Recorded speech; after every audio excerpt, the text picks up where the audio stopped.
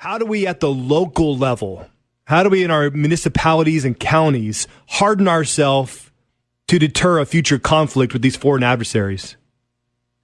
Yes, it's such an important question, Jake, and I'm glad you're so focused on it. Look, unlike past conflicts, unlike Iraq and Afghanistan, a potential conflict with China is going to affect all of us. It's not just going to be something that a small group of patriots fight. Every American's going to be impacted, and that's because that's what the Chinese want. They say in their doctrine and how they think about conflict that they want to broaden conflict to affect everyone. You know, and us in Oklahoma City, we're not going to be exempted.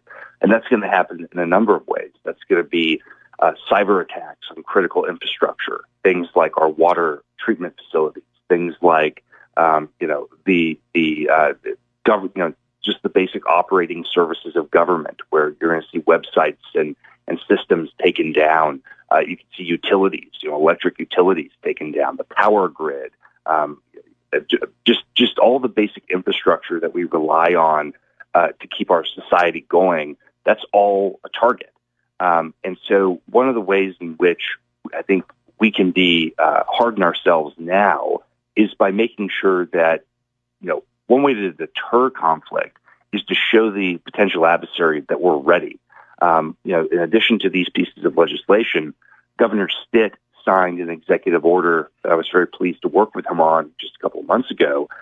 It was the strongest piece of executive language anywhere in the country that any governor has signed. One of the things he did was he through his executive order, directed the state government to do an assessment of how Oklahoma would be impacted in the event of a conflict with China in Asia.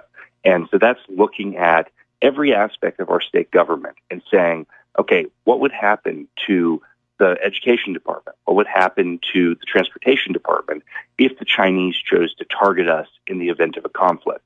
And by thinking about this proactively and asking really difficult questions now in peacetime, I think we'll be able to come up with some preventative measures to keep Oklahomans safe.